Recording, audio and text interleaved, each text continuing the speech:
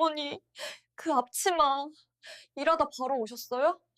죄송해요. 저 때문에 이런 것까지. 그런 소리 말거라. 앞치마가 대수니 밥은 잘 먹고 있는 게냐? 차가운 유리병 너머로 보이는 그 아이의 손목에는 그토록 집착하던 명품 팔찌 대신 서늘한 금속의 수갑이 채워져 있었습니다. 화려한 조명 아래서 나를 벌레 보듯 밀쳐내던 그 고결하던 눈빛은 어디로 갔을까요? 헝클어진 머리카락 사이로 드러난 얼굴은 며칠 새 흙빛으로 변해 있었고 그 아이는 떨리는 입술을 지식이며 차마 내 눈을 마주하지 못했습니다. 나는 말없이 집에서부터 소중히 품고 온 낡은 봉지 하나를 꺼내 들었습니다. 기름때가 절어 거뭇해진 그러나 내 평생의 긍지였던 그 앞치마였습니다. 이게 내가 그토록 창피해하던 내 인생이다. 유리창에 닿은 내 마디 굵은 손가락 끝이 파르르 떨려왔습니다. 그 아이의 눈에서 굵은 눈물방울이 툭 하고 떨어져 수갑 위로 번지는 것을 보며 나는 비로소 우리를 옥죄던 그 긴 침묵의 시간을 끊어내기로 마음먹었습니다. 본 영상이 도움이 되신다면 구독과 좋아요 부탁드립니다. 여러분의 작은 응원이 영상 제작에 큰 힘이 됩니다. 그럼 사연 시작하겠습니다. 새벽 4시. 세상이 아직 짙은 감청색 어둠에 잠겨 있을 때 나의 하루는 낡은 셔터가 비명을 지르며 올라가는 소리와 함께 시작됩니다. 녹슬어 뻑뻑해진 철제 셔터를 올릴 때마다 어깨 죽지에서부터 전해지는 둔탁한 통증은 마치 어제 하루가 남기고 간 피로의 찌꺼기 같습니다. 차가운 새벽 공기가 폐부 깊숙이 들어오면 나는 비로소 내가 살아있음을 그리고 오늘도 이 바닥을 지켜내야 함을 직감합니다. 시장의 공기는 늘 비릿합니다. 근처 수산물전에서 흘러나온 얼음, 녹은 물과 채소전에서 버려진 시든 배추즙들이 뒤섞여 만들어내는 그 특유의 냄새는 누군가에게는 피하고 싶은 악취일지 모르나 나에게는 30년을 함께해온 동반자의 숨결과도 같습니다. 나는 익숙한 손놀림으로 커다란 철판 위에 가스불을 올립니다. 파란 불꽃이 웅성거리며 피어오르면 그 위로 붉은 고춧가루와 비법 육수가 섞인 진득한 양념을 붓습니다. 떡볶이, 국물이 끓어오르기 시작하면 시장 골목에는 달큰하면서도 매콤한 수증기가 안개처럼 피어오릅니다. 그 자욱한 연기 속에서 나는 매일 아침 거울 대신 붉은 국물을 들여다봅니다. 그 안에는 남편을 일찍 여의고 오로지 이 노점 하나로 자식을 가르치고 입혔던 한 여자의 일생이 출렁이고 있습니다. 사람들은 흔히 시장 바닥이라는 말을 예사로 뱉곤 합니다. 그 말 속에는 은연중에 낮은 곳, 혹은 천한 곳이라는 멸시의 온도가 서려 있음을 나는 압니다.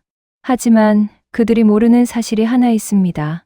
세상 모든 건물은 바닥에서부터 시작되며 사람이 넘어졌을 때 마지막으로 몸을 기댈 수 있는 곳 또한 이 단단한 바닥이라는 것을 말입니다. 자식을 키운다는 것은 어쩌면 부모가 스스로 바닥이 되어주는 과정일지도 모릅니다. 아이가 진흙탕에 빠지지 않도록 내 등을 내어주고 아이가 높은 곳으로 올라갈 수 있도록 내 어깨를 딛고 서게 하는 것. 나의 지문이 닳아 없어지고 손톱 밑에 지워지지 않는 고춧가루 물이 드는 동안 내 아들은 반듯한 양복을 입는 사람이 되었습니다. 나는 그것이 나의 훈장이라 여겼습니다. 내 앞치마의 튄 기름 방울들이 내 훈장이었고 매일 밤 퉁퉁 부어오른 다리를 주무르며 느끼는 근육통은 내가 오늘도 내 소임을 다했다는 안도감이었습니다. 돈이 주는 비정함에 대해 생각합니다. 돈은 사람을 살리기도 하지만 종종 사람의 눈을 가리기도 합니다. 내가 시장에서 1,000원짜리 지폐 몇 장을 더 벌기 위해 손님들에게 머리를 조아리는 동안 내가 키워낸 내 아들과 그 아이가 데려온 며느리는 세상의 더 높은 곳만을 바라보았습니다. 그들에게 이 시장은 지워버리고 싶은 과거였고 가려버리고 싶은 흉터였을 것입니다.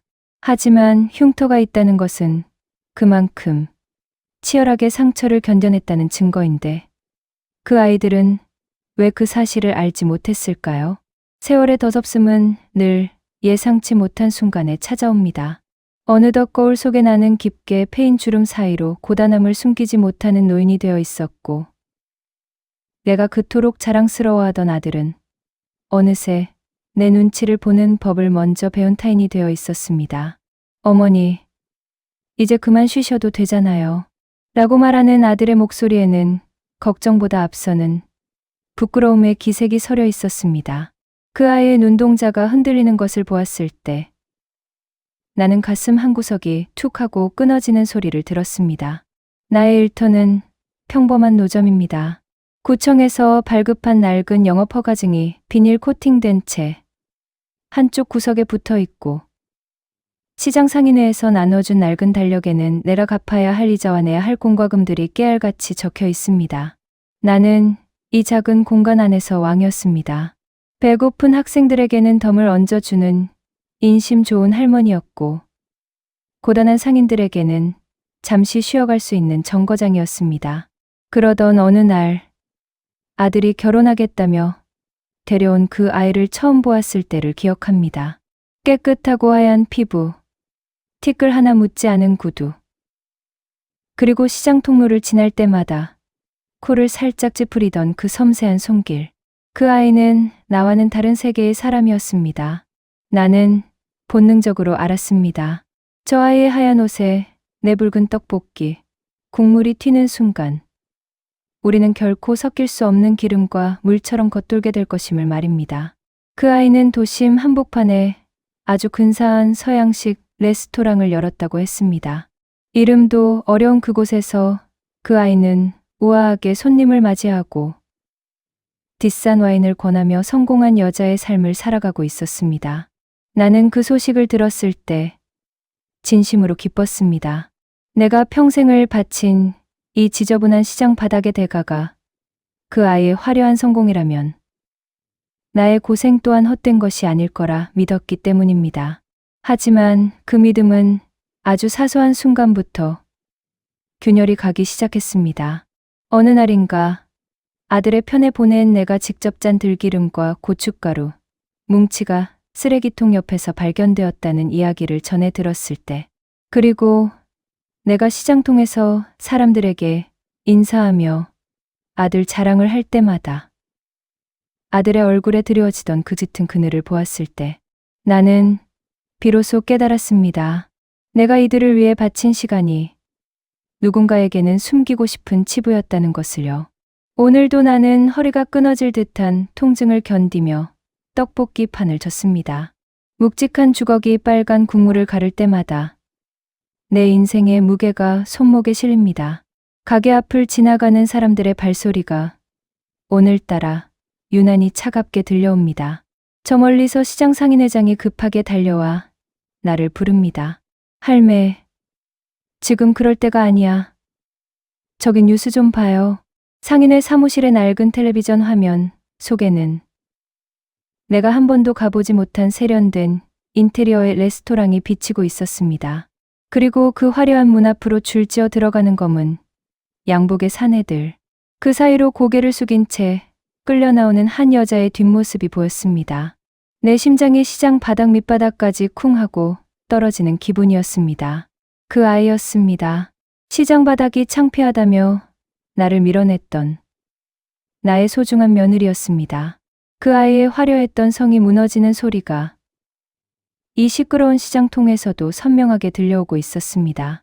그 아이의 가게를 처음 찾아갔던 날은 유난히 햇살이 시리도록 투명한 가을 오후였습니다.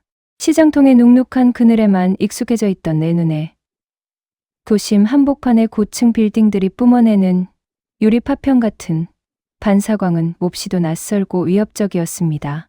나는 평소 입던 낡은 면바지 대신 장롱 깊숙이 넣어두었던 외출용 모직 바지를 꺼내 입었습니다.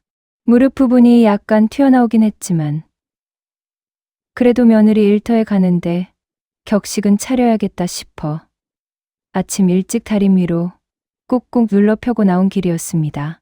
내 손에는 어제 저녁 정성껏 담근 카김치와 삭힌 깨십지가 든 무거운 보따리가 들려 있었습니다.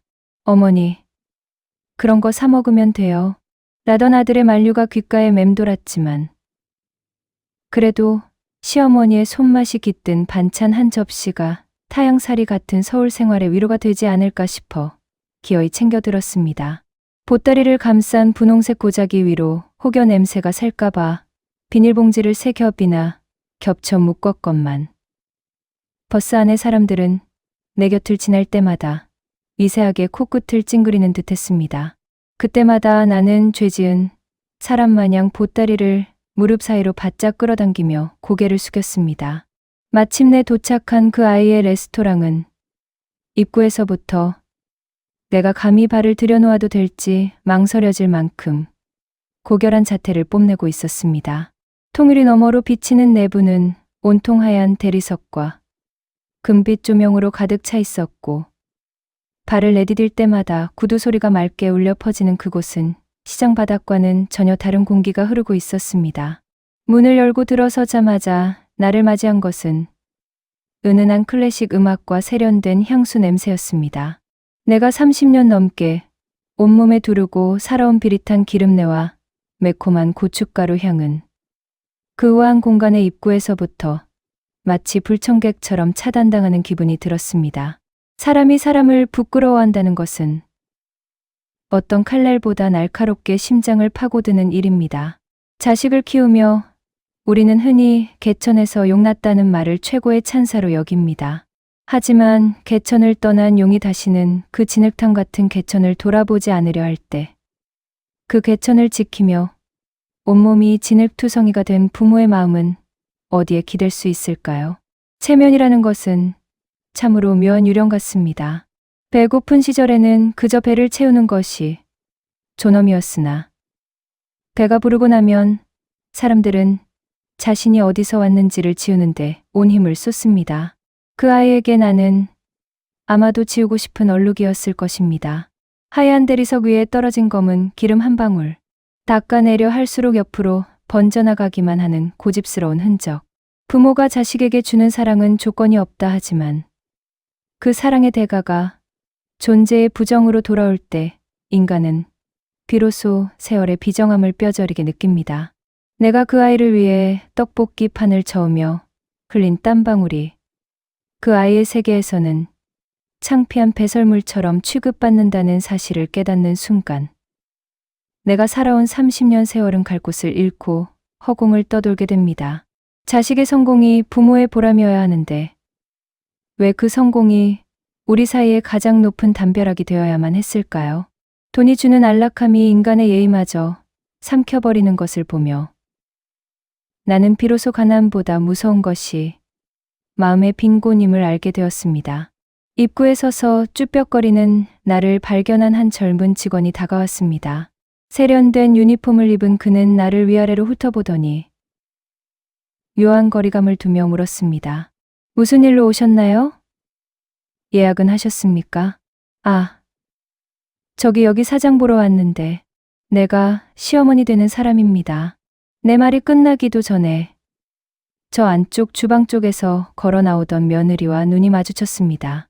화려한 자수가 놓인 하얀 조리복을 입고 머리카락 한 올 흐트러짐 없이 단정하게 묶은 그 아이의 모습은 눈부시게 아름다웠습니다. 하지만 나를 발견한 그 아이의 눈동자는 반가움이 아니라 마치 보지 말아야 할 것을 본 듯한 경악과 수치심으로 순식간에 물들었습니다. 그 아이는 빠른 걸음으로 내게 다가왔습니다. 하지만 반갑게 내 손을 잡는 대신 내 옆구리에 낀 분홍색 보따리를 낚아채듯 뺏어들며 목소리를 낮췄습니다. 주변 손님들에게 들리지 않게 하려는 듯 억눌린 목소리에서는 서늘한 냉기가 흘러나왔습니다. 어머니, 연락도 없이 여기까지 오시면 어떡해요?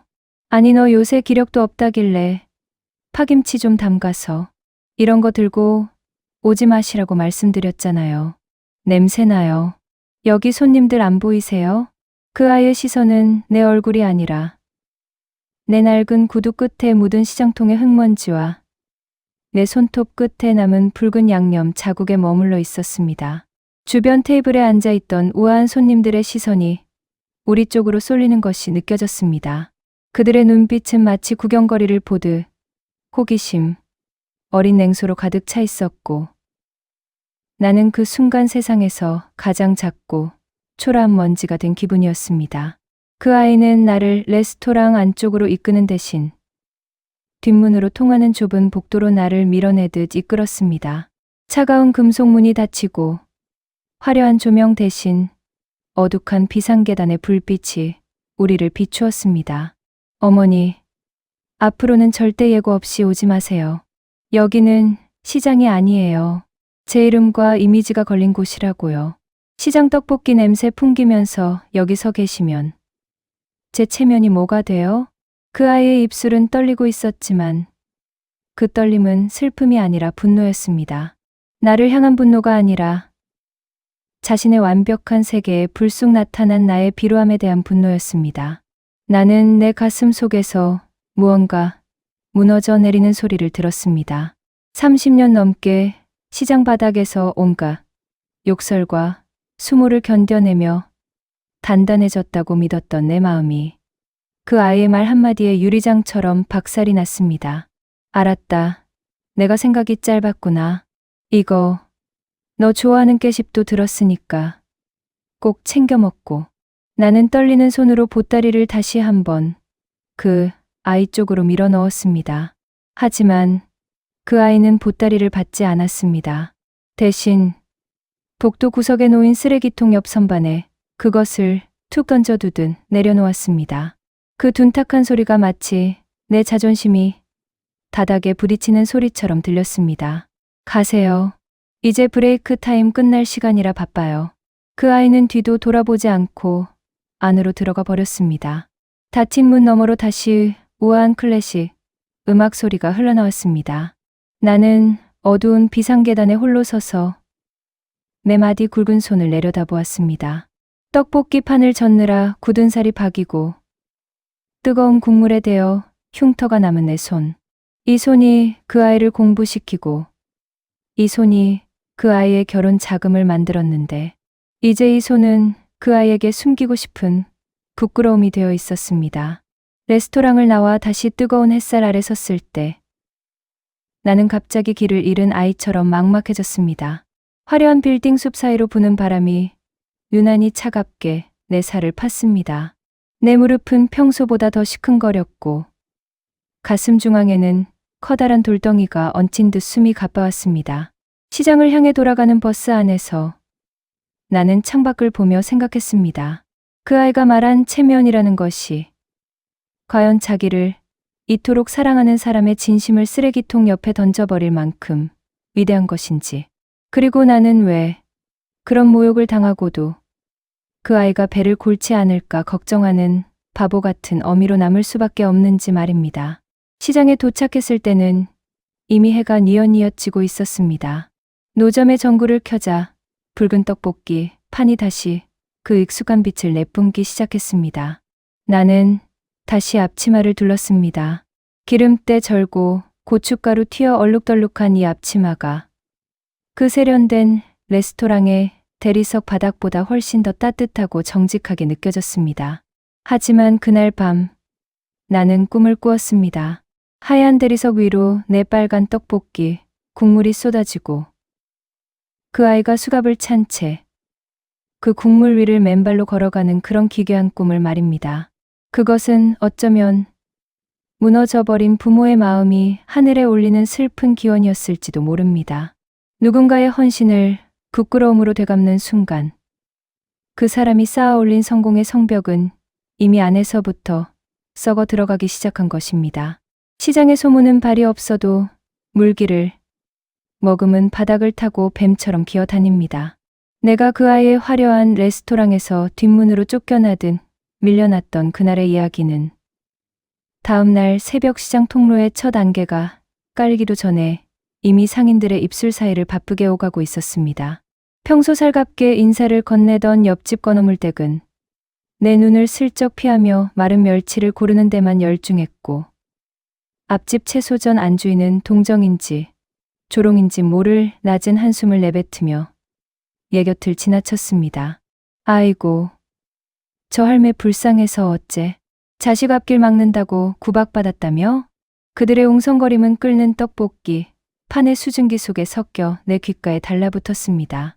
나는 애써 아무렇지 않은 척 평소보다 더 세게 주걱을 저었습니다. 무거운 철판 바닥을 긁는 쇳소리가 내 가슴을 긁어내리는 소리처럼 들렸습니다. 손끝이 저릿하고 심장이 오그라드는 기분이 들었지만 나는 입술을 지식이며 그저 묵묵히 빨간 국물만 들여다보았습니다. 남의 말하기 좋아하는 사람들의 입술은 1000개의 칼날보다 날카롭다는 것을 나는 이 바닥에서 보낸 30년 세월 동안 뼈저리게 배워왔기 때문입니다. 흔히들 말합니다. 자식은 부모의 거울이라고. 하지만 그 거울이 너무 투명해서 부모의 초라한 뒷모습까지 가감없이 비춰줄 때 부모는 비로소 자신이 키워낸 것이 사랑인지 괴물인지 혼란에 빠지게 됩니다. 자식을 키운다는 것은 어쩌면 긴 침묵을 배우는 과정일지도 모릅니다. 아이가 처음 옹알이를 시작할 때는 세상을 다 얻은 것 같아 온 동네에 자랑을 늘어놓지만 아이가 자라 제 목소리를 내기 시작하면 부모는 서서히 자신의 입을 닫아야 함을 깨닫습니다. 내가 뱉는 말 한마디가 자식의 앞길에 걸림돌이 될까봐, 내 투박한 말투가 자식의 세련된 세계에 금을 갈까봐 우리는 스스로 혀를 깨물며 어둠 속으로 숨어듭니다. 하지만 더 가슴 아픈 것은 그 아이들의 침묵입니다. 불의를 보고 침묵하는 것이 비겁함이라면 부모가 당하는 수모를 보고도 눈을 감는 자식의 침묵은 잔인한 폭력입니다. 어머니가 조금만 참으세요. 와이프가 요즘 예민해서 그래요라는 말 뒤에 숨은 아들의 비겁함을 목격할 때 부모의 우주는 속절없이 무너져 내립니다. 돈이 주는 안락함에 길들여진 영혼은 자신을 낳아준 뿌리의 아픔보다 눈앞의 평온한 체면을 더 소중히 여기게 됩니다. 세월의 무정함은 주름살보다 그런 순간에 더 깊게 각인됩니다.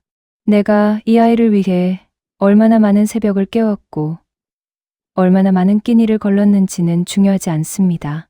현재의 그들에게 나는 단지 관리해야 할 리스크이거나 숨겨야 할 허물일 뿐이라는 사실.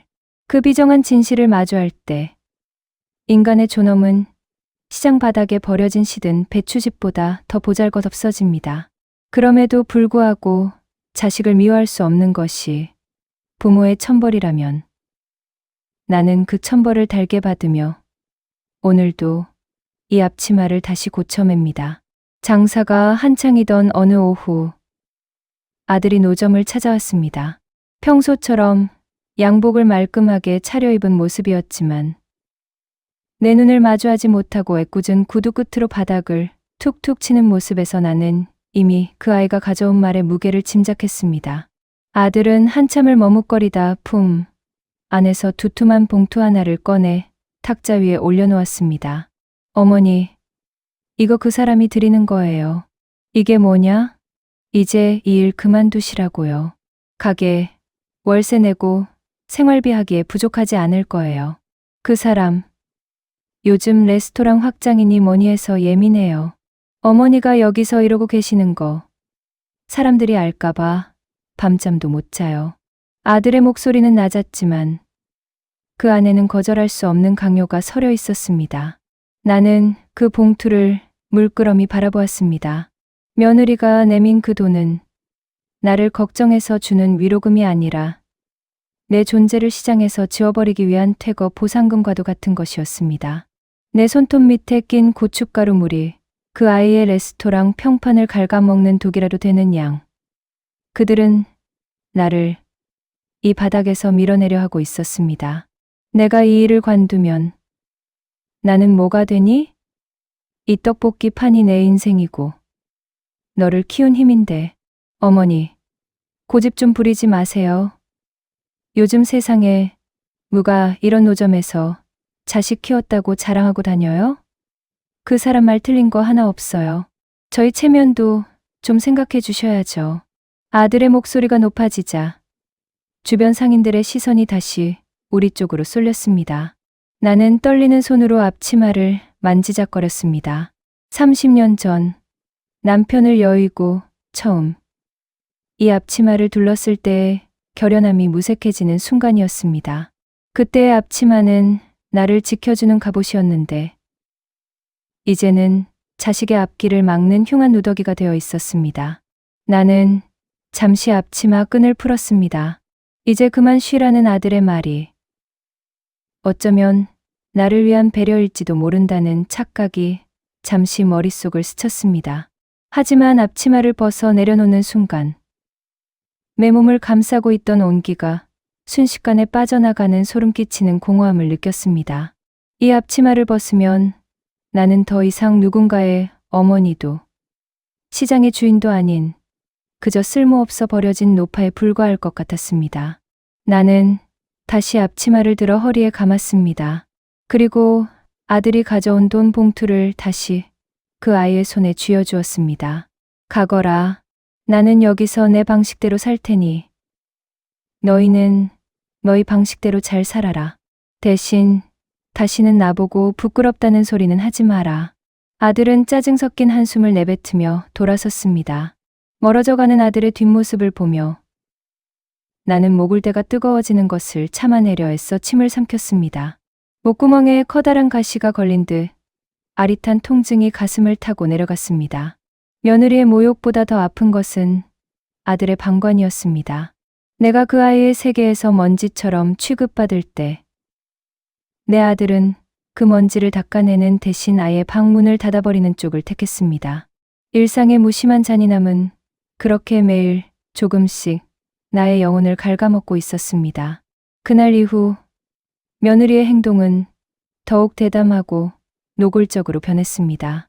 반찬을 보내지 말라는 경고는 약과였습니다. 가끔 아들 집 근처라도 갈 일이 생기면 그 아이는 경비실을 통해 나를 문전박대했습니다. 전화기 너머로 들려오는 그 아이의 차가운 음성은 고전 소설 속의 악독한 인물보다 더 우아하게 나를 난도질했습니다.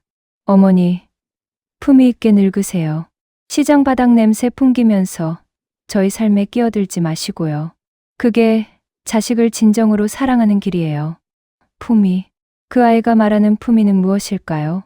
하얀 손을 유지하며 남을 무시하는 것이 품위일까요?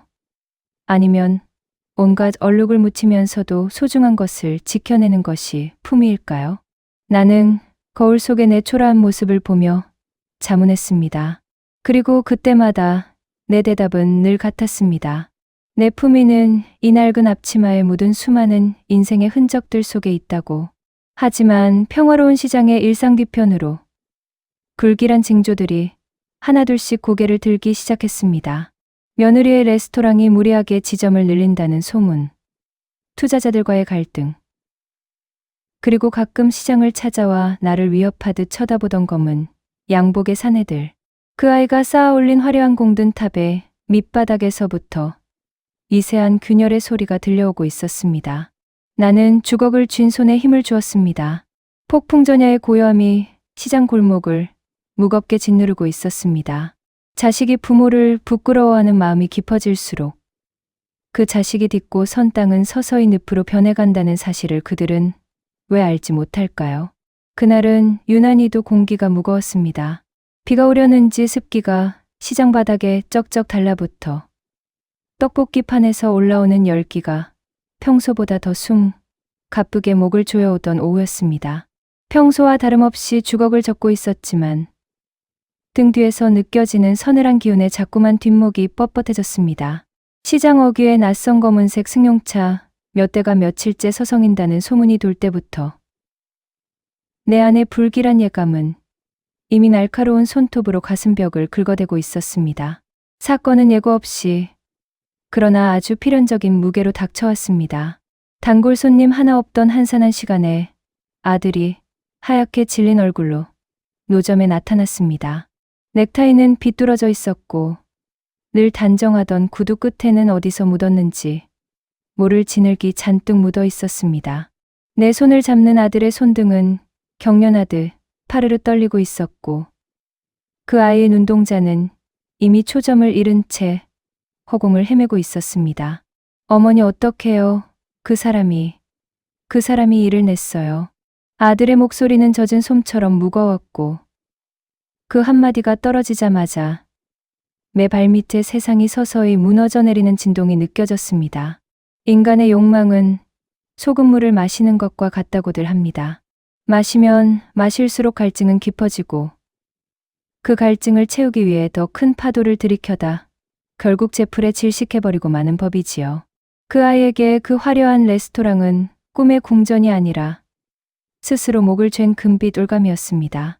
체면이라는 것은 때로 사람의 눈을 가리는 두꺼운 안대가 됩니다. 남들에게 보여지는 모습이 곧 자신의 존재라고 믿는 순간 인간은 진실보다는 포장을, 내실보다는 규모를 숭배하게 됩니다. 더 높은 곳으로 올라가야 한다는 강박, 남보다 더 빛나야 한다는 허영은 결국 정직한 땀방울 대신 남의 피눈물을 빌려 성을 쌓게 만듭니다.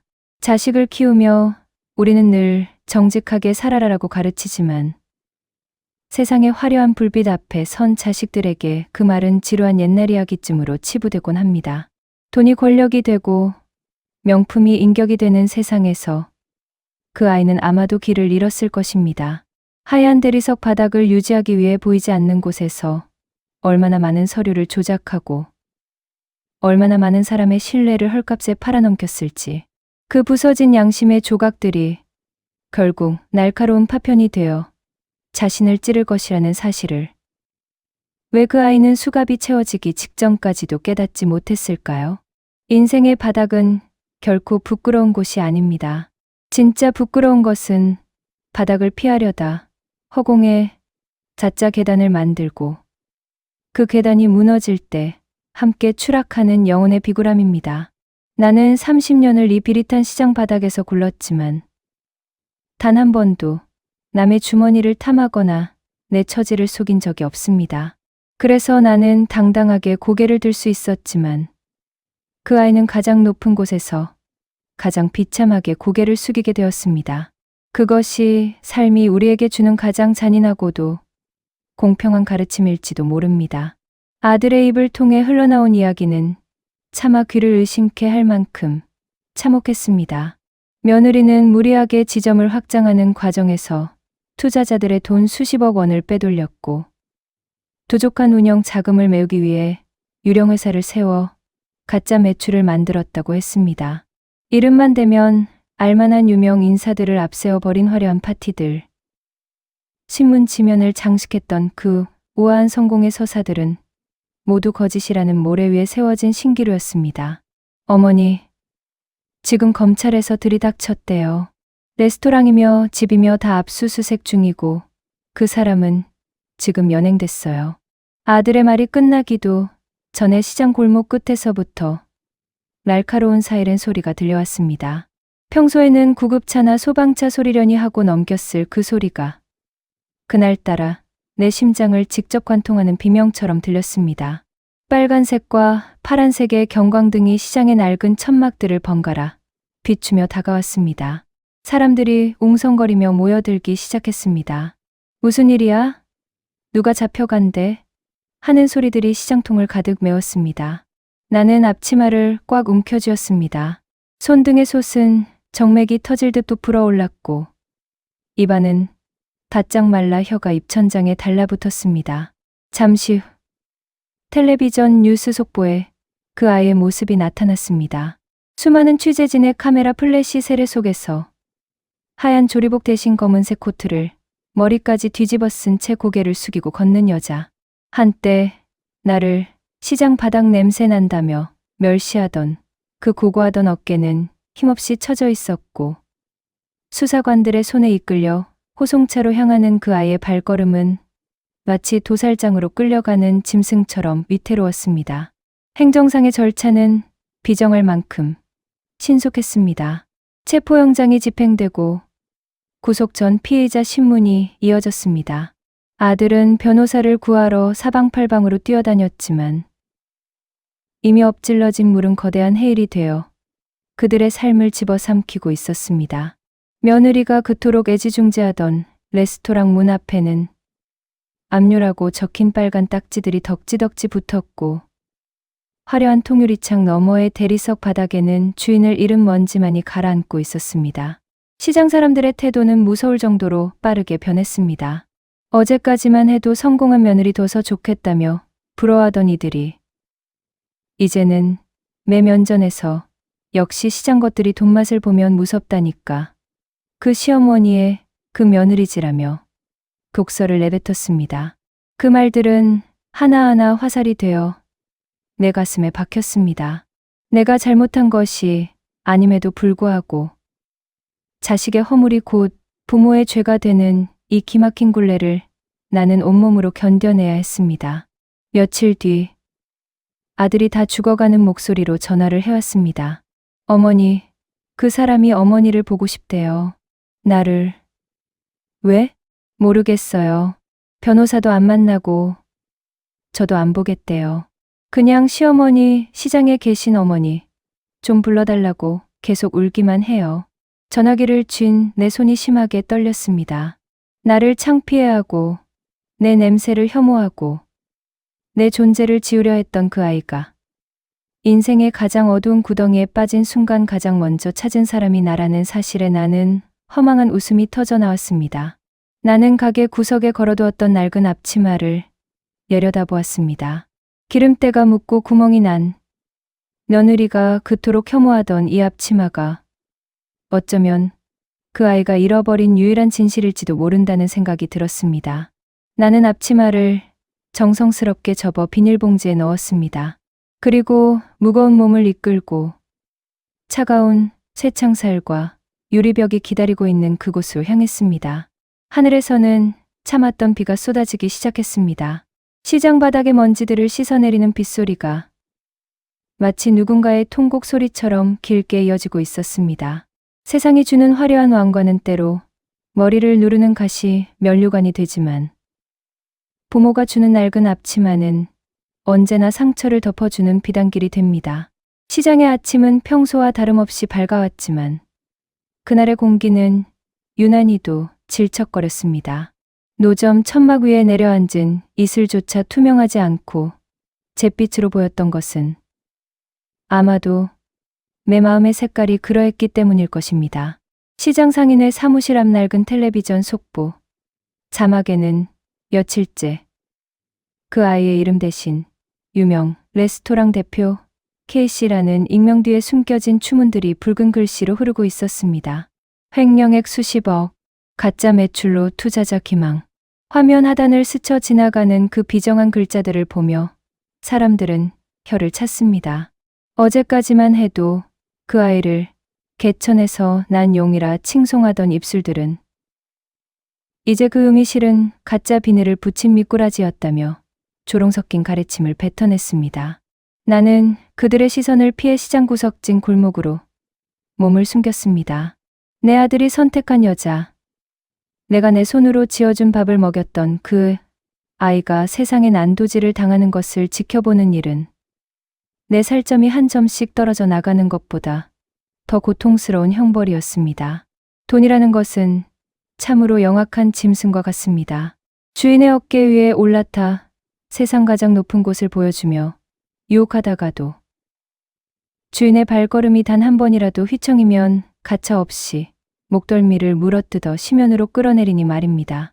그 아이가 그토록 숭배하던 돈의 위력은 결국 그 아이를 가장 비참한 정체, 공개의 제단 위에 제물로 바치고 나서야 그 탐욕스러운 행보를 멈추었습니다. 사람은 언제 가장 무너지는 것일까요? 전 재산을 잃었을 때일까요? 아니면 명예가 땅바닥에 처박혔을 때일까요? 내가 본 인간의 붕괴는 그보다 훨씬 더 근원적인 곳에서 시작됩니다. 그것은 바로 자신을 증명해주던 가짜 껍데기가 벗겨지고 그 안에 남은 알몸의 자신이 얼마나 보잘것없는지를 깨닫는 순간입니다. 하얀 대리석 레스토랑과 수입산 와인, 값비싼 향수와 우아한 말투가 사라진 자리에는 단지 겁에 질린 한 가련한 영혼만이 남게 됩니다. 우리는 살아가며 수많은 성벽을 쌓습니다. 학벌이라는 성벽, 재산이라는 성벽, 그리고 남보다 낫다는 오만함의 성벽. 하지만 그 성벽이 무너지는 날, 우리가 발견하는 것은 그토록 창피해하던 바닥의 진실입니다. 그 아이가 수갑을 찬 날 나를 불렀던 이유는 아마도 그 바닥에서 평생을 살아온 나만이 자신의 무너진 잔해를 치워줄 수 있을 거라 믿었기 때문일 것입니다. 세상의 조명이 꺼지고 비난의 화살이 쏟아질 때 인간은 비로소 냄새나고 투박한 부모의 품이 유일한 도피처였음을 뒤늦게 고백하게 됩니다. 이 얼마나 슬프고도 지독한 역설입니까? 구치소로 향하는 길은 멀고도 험난했습니다. 버스를 2번 갈아타고 이름도 낯선 정류장에 내려 한참을 걸어 올라가야 하는 그 길은 내 굽은 허리와 쑤시는 무릎에 가혹한 형벌을 내렸습니다. 하지만 내 발걸음을 더 무겁게 만든 것은 손에 들린 비닐봉지였습니다.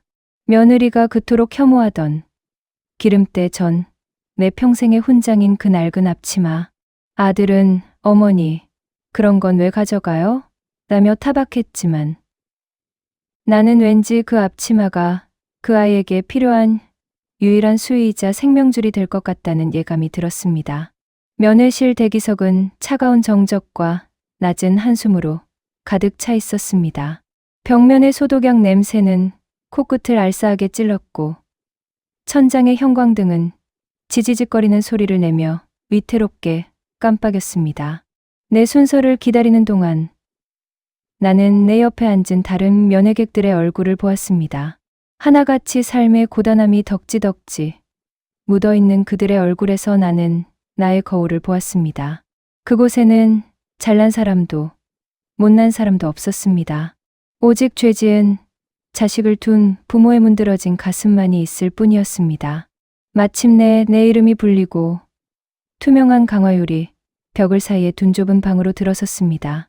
의자에 앉아 거칠게 몰아쉬는 숨을 가다듬고 있을 때 저 안쪽 철문이 열리는 둔탁한 소리가 들려왔습니다. 철컥, 끼, 차가운 금속이 마찰하는 소리가 정적을 깨뜨렸고 2명의 교도관 사이로 한 여자가 걸어 나왔습니다. 나는 순간 내 눈을 의심했습니다. 그곳에 서 있는 사람은 내가 알던 그 도도하고 화려했던 며느리가 아니었습니다. 윤기 흐르던 머리카락은 푸석푸석하게 엉켜 있었고 화장기 없는 얼굴은 누런 종이장처럼 창백했습니다. 무엇보다 내 가슴을 후벼 판 것은 그 아이의 손목이었습니다.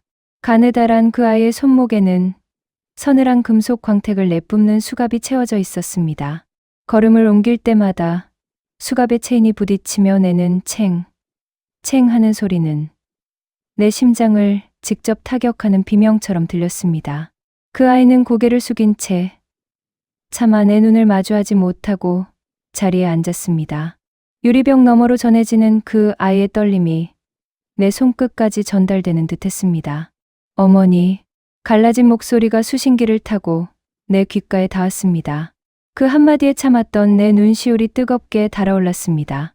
나를 시장 바닥 사람이라며 멸시하던 그 당당함은 어디로 가고 이제는 내 이름 석자를 부르는 것조차 힘겨워하는 한 마리의 부상당한 짐승만이 그곳에 있었습니다.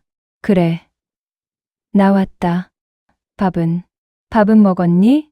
내 물음에 그 아이는 대답 대신 어깨를 들썩이며 울음을 터뜨렸습니다. 유리벽에 이마를 대고 흐느끼는 그 아이의 모습은 인간의 정체가 공개되는 순간이 얼마나 처절한지를 보여주었습니다. 성공한 오너, 우아한 며느리라는 가면이 벗겨진 자리에는 단지 갈 곳 잃고 방황하다 벼랑 끝으로 내몰린 가엾은 어린아이 하나가 울고 있었습니다. 나는 말없이 가져온 비닐봉지에서 앞치마를 꺼내 유리벽에 갖다 대었습니다. 며느리가 그토록 창피해하던 기름, 냄새와 고춧가루 얼룩이 가득한 그 앞치마. 이거 내가 그렇게 싫어하던 내 인생이다. 근데 얘야, 이 앞치마에 묻은 얼룩은 빨면 지워지지만 내 마음의 얼룩은 어떻게 지우려고 이러고 있니? 내 말에 그 아이는 수갑 찬 손을 들어 유리병 너머의 앞치마를 만지려 애썼습니다. 하지만 손목을 옥죄는 금속의 무게 때문인지 아니면 죄책감의 무게 때문인지 그 아이의 손은 자꾸만 아래로 처졌습니다. 유리벽에는 그 아이의 뜨거운 입김이 서려 하얀 안개가 만들어졌고 그 안개 위로 며느리의 눈물이 길게 선을 그으며 흘러내렸습니다. 정체 공개가 아닌 인간 붕괴의 순간, 그 아이는 비로소 자신이 무엇을 잃어버렸는지, 그리고 자신이 그토록 혐오하던 시장 바닥의 시어머니가 실은 자신을 지탱해줄 유일한 대지였음을 온몸으로 깨닫고 있었습니다. 면회 종료를 알리는 부저 소리가 날카롭게 울려 퍼졌습니다. 교도관이 그 아이의 팔을 잡아 일으키자 수갑 소리가 다시 한번 면회실을 서늘하게 메웠습니다. 나는 멀어져가는 그 아이의 뒷모습을 보며 가슴 속에서 묵직한 무언가가 빠져나가는 것을 느꼈습니다. 용서도 분노도 아닌 단지 세월이 주는 지독한 비애만이 그 차가운 방에 홀로 남겨진 나를 감싸고 있었습니다. 가장 화려한 수갑을 차고 싶어 했던 욕망의 끝에는 가장 차가운 철창만이 기다리고 있다는 사실을 깨닫는 데는 그리 긴 시간이 걸리지 않았습니다.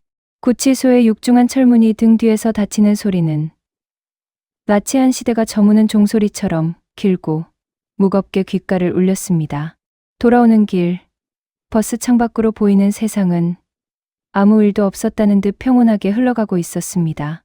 화려한 네온사인이 명멸하는 도심의 밤거리는 여전히 누군가의 허용을 자극하고 있었고, 사람들은 저마다의 속도로 어둠 속을 가로질러 가고 있었습니다.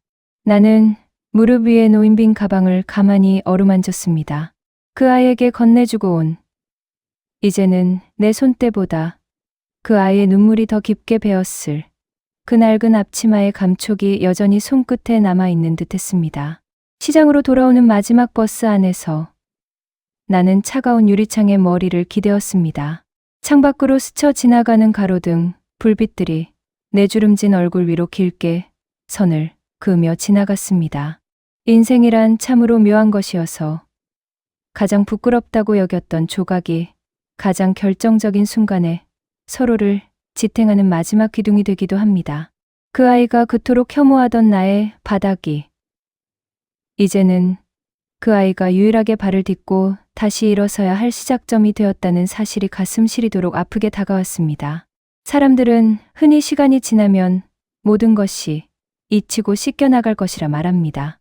하지만 30년 넘게 떡볶이 판 앞에서 기름때를 닦아온 나는 압니다. 세상에는 아무리 독한 세제를 써도 아무리 세게 문질러도 절대로 지워지지 않는 얼룩이 있다는 것을 말입니다.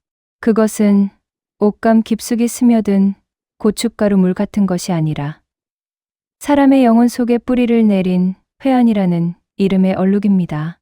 자식을 키우며 우리는 수많은 용서를 연습합니다.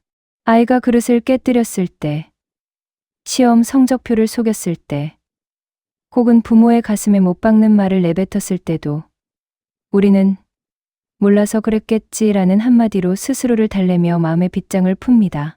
하지만 자식이 부모의 존재 자체를 부정하고 그 헌신을 오물처럼 취급했을 때의 상처는 용서라는 단어 하나로 덮기엔 너무나 깊고 예리합니다.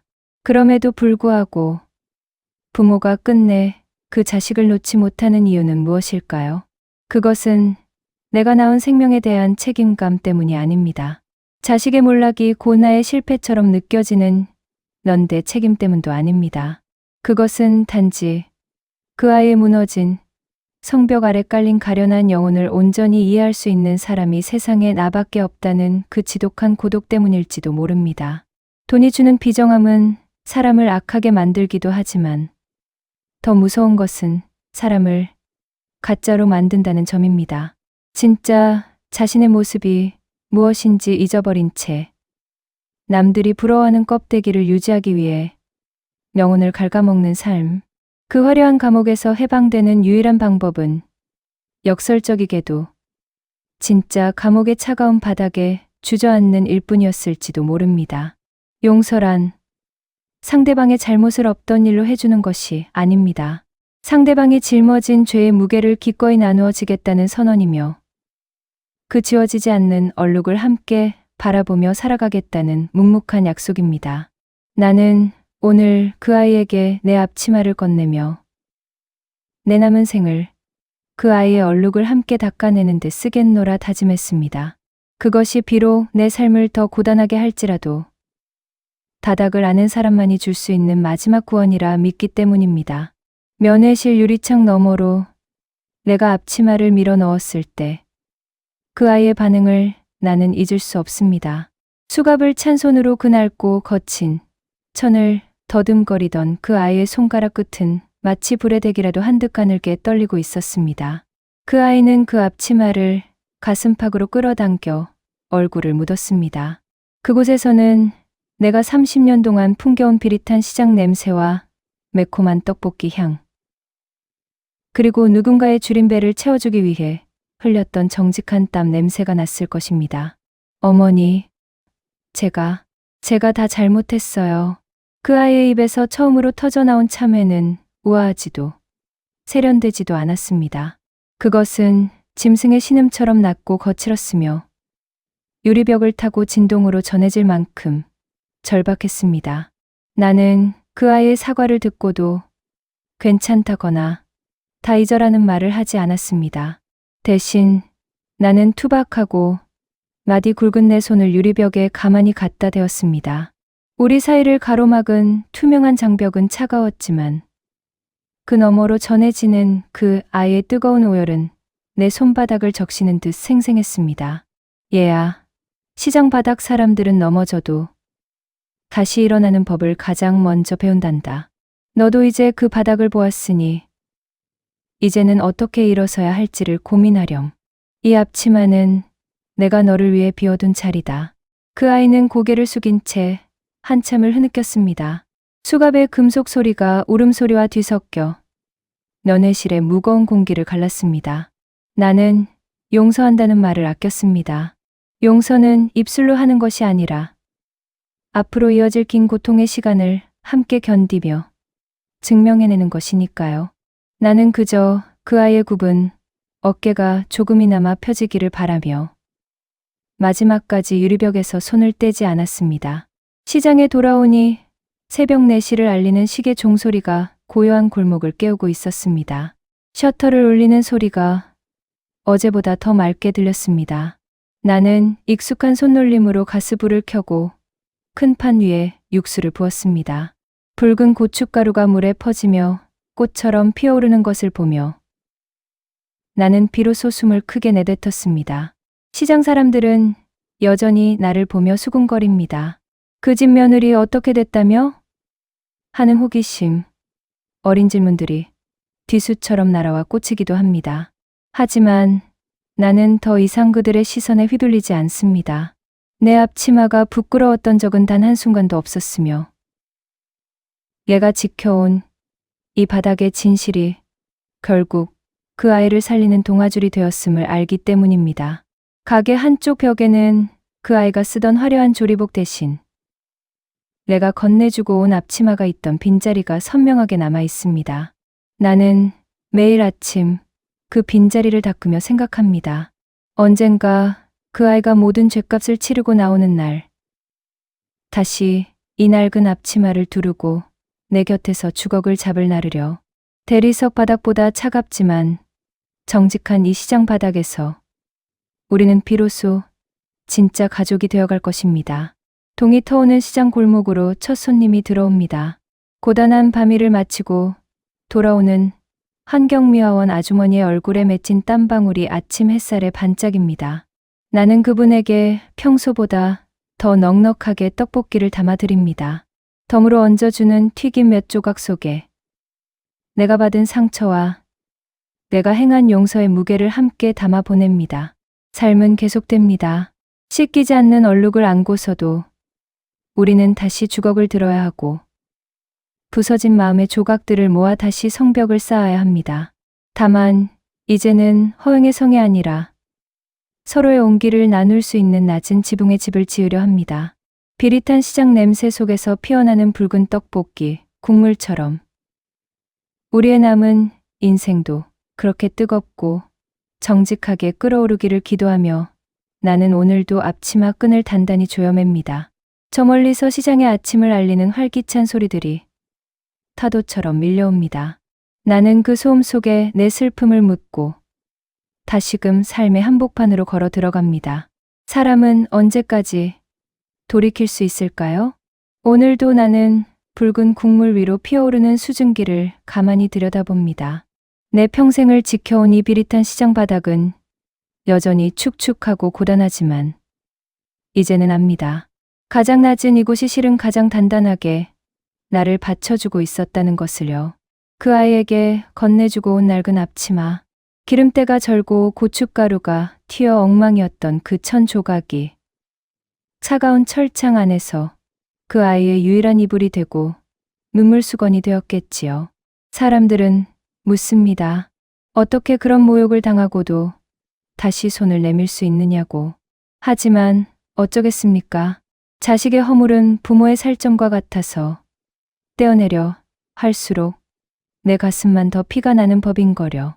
비록 내 앞치마는 그 아이에게 가버려 얘 허전한 옆구리엔 빈고리만 남았지만 내 마음은 그 어느 때보다 가득 차 있음을 느낍니다. 용서라는 건 상대방을 해방시키는 게 아니라 나를 가두고 있던 미움의 감옥에서 내가 먼저 걸어 나오는 일이니까요. 여러분의 인생 앞치마에는 지금 어떤 얼룩이 묻어 있나요? 지우고 싶은 부끄러움인가요? 아니면 훈장처럼 간직하고 싶은 치열한 삶의 흔적인가요? 어떤 얼룩이든 괜찮습니다. 그 얼룩들이 모여 결국 당신이라는 아름다운 한 권의 책이 되는 것이니까요. 오늘 준비한 이야기가 여러분의 고단한 하루의 작은 위로가 되었기를 바랍니다. 노을 끝 사연은 언제나 이곳에서 여러분의 말 못할 가슴 속 이야기들을 기다리고 있겠습니다. 이 이야기가 마음에 울림을 주었다면 구독과 좋아요로 저희와 함께 걸어주세요. 여러분의 따뜻한 응원이 저희에게는 다시 주걱을 들 힘이 됩니다. 마지막으로 오늘 여러분의 마음속에 이 질문 하나를 남겨두려 합니다.